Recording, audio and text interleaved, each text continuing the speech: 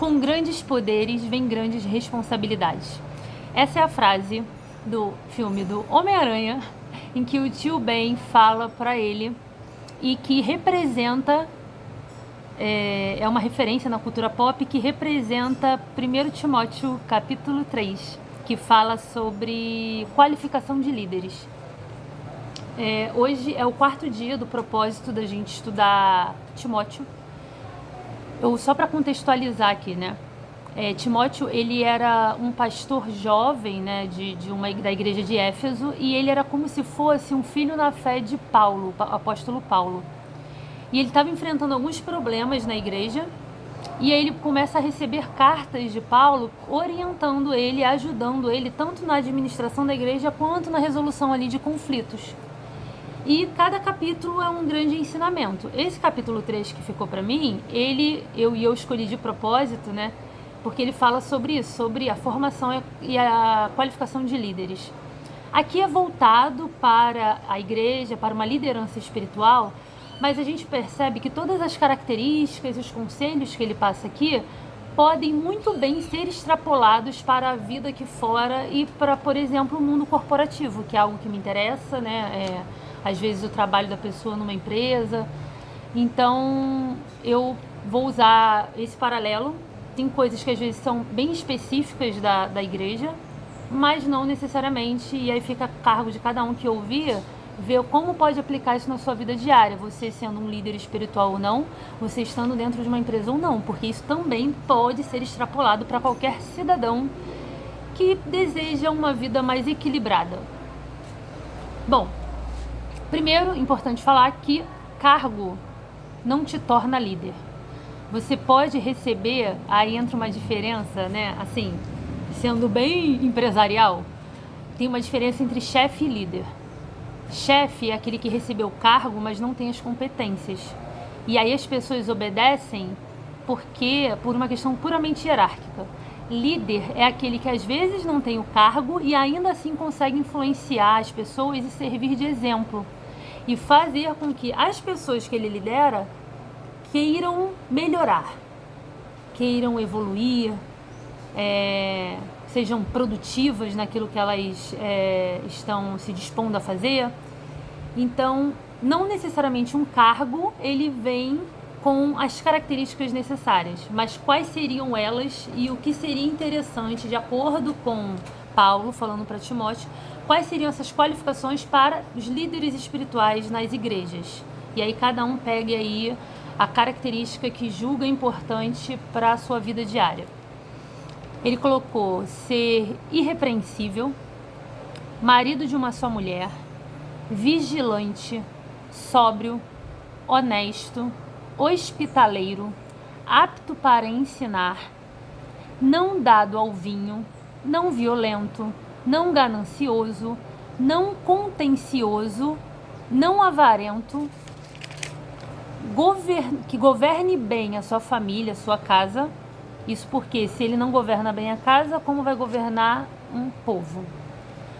Não neófito. Aqui eu entendi que o neófito é como se fosse alguém inexperiente, alguém muito jovem. Não que ser jovem seja ruim, mas você, por exemplo, um recém-convertido, ele ser colocado como um líder espiritual seria bem complicado. Então é interessante que ele tenha alguma experiência também para que ele não fique, se não me engano diz aqui no versículo, que ele não fique soberbo. Porque às vezes uma pessoa que não tem muita experiência de vida, um cargo pode pode mexer com a cabeça, com o coração da pessoa. Quando você já tem alguma experiência, já está calejado com a vida, já apanhou um pouquinho, você consegue lidar melhor com esses símbolos de poder que você pode acabar carregando durante a vida e tudo mais. E por fim ele bota ter um bom testemunho. Além disso, ele também cita uma parte sobre mulheres. Eu admito que eu fiquei confusa se ele estava falando de mulheres com ministério, o que eu acho difícil, porque o capítulo anterior, né, a Marli fez aí o vídeo, falava exatamente de como para cargos espirituais e de liderança na igreja a mulher é mais limitada. de acordo com os escritos de Paulo, que pode ser algo que pode ser conversado sobre, para ver se enquadra para os dias de hoje. Mas nós sabemos que na nossa igreja segue isso de uma forma mais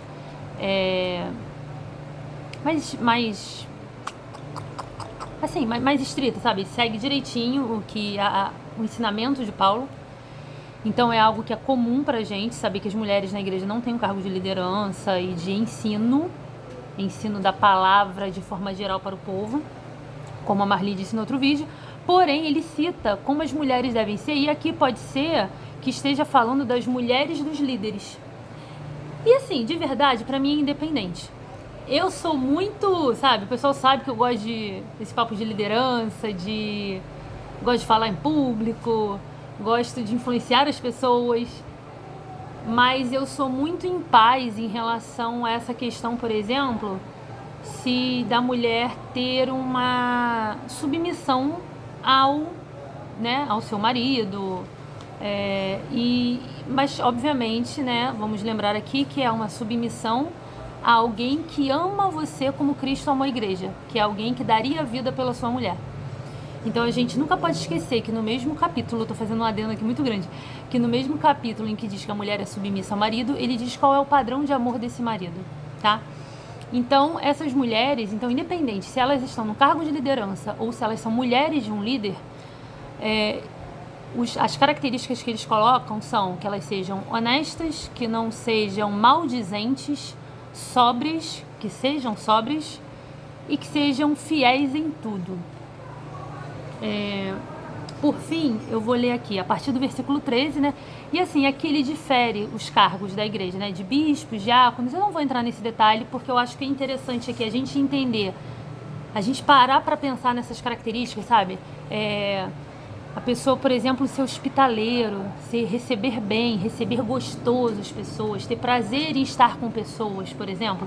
Você nunca vai ser um bom líder se você diz não gostar de pessoas. Por mais que pessoas deem trabalho, e dão, a gente dá. Só que a gente nunca pode tratar isso, por exemplo, como se a gente não fosse uma pessoa. Normalmente, tem muita gente que fala assim, mas eu não gosto de gente. E a gente é o quê? Sabe? E a pessoa que fala isso é gente e não se vê. Na hora que ela precisar, é um ser humano que vai ajudar ela. E Deus age através dos seres humanos para uns ajudarem os outros. E então, por exemplo, a coisa de ser hospitaleiro, de você ser apto para ensinar. Para você ser apto para ensinar, você tem que amar o próximo, porque as pessoas, elas às vezes não vão ter o mesmo nível de consciência e cognição que você. E aí você tem que ter paciência, você tem que repetir uma informação, e tudo isso sem perder a paciência, sem julgar o outro como se fosse menos que você. E então isso tudo depende muito do amor ao próximo.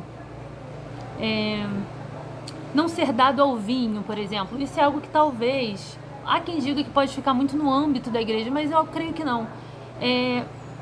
Eu vim no ambiente militar, apesar de lá ter bebida alcoólica, né, durante os eventos, dificilmente, por exemplo, uma pessoa que se embriaga num ambiente desse, difícil, não é impossível, mas é difícil, ela vai ter uma boa entrada entre os demais a ponto de chegar num cargo político mais alto, porque tem cargos no ambiente militar, por exemplo, um almirante, que ele já é político, ele deixa de ser um cargo por tempo de serviço e ele passa a depender de uma política interna.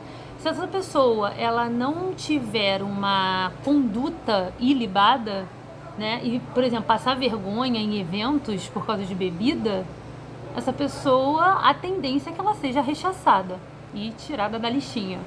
E isso não vai ser diferente, e principalmente isso é importante num ambiente, né, na igreja, que é um ambiente que está voltado para algo espiritual.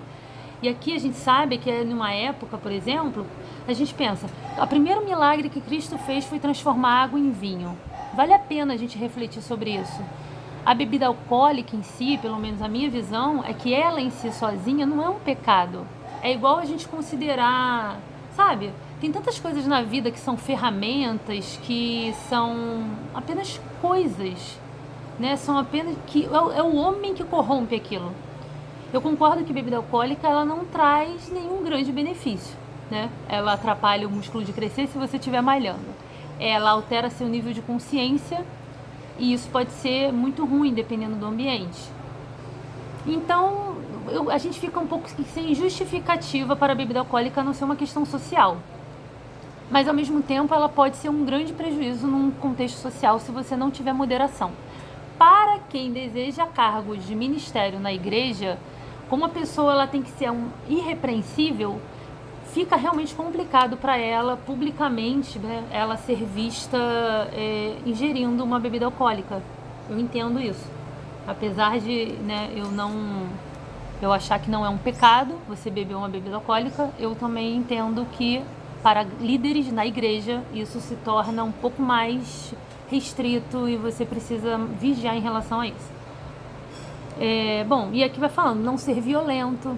Às vezes a gente acha que pecado é só questões de caráter, às vezes, sexual. Eu tô falando isso porque recentemente um pastor veio a público confessar, ele é um pastor de uma igreja, acho que grande, conhecido publicamente, por isso ele veio a público confessar um pecado.